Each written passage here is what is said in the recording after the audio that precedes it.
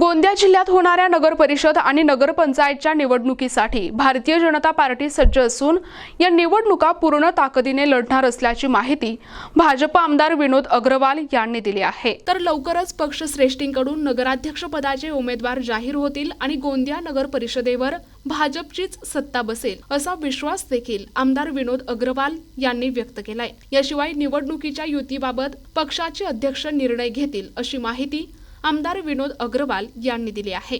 भारतीय जनता पक्ष हा नेहमी निवडणुकीकरता सज्ज असणारा पक्ष असतो।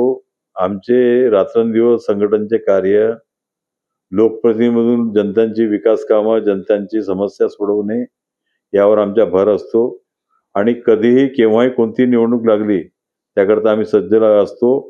आज नगरपालिका गोंदियाची निवडणूक लागलेली आहे आणि भारतीय जनता पक्ष जे काही पक्षश्रेष्ठी आदेश देतील त्याप्रमाणे या निवडणुकीमध्ये पूर्ण ताकदीनिशी लढणार आहे आणि त्याकरता आम्ही सज्ज आहोत। लवकरच 1-2 दिवसामध्ये आमचे पक्षश्रेष्ठी हे सर्व उमेदवार जाहीर करतील आणि निश्चित रूपाने मोठ्या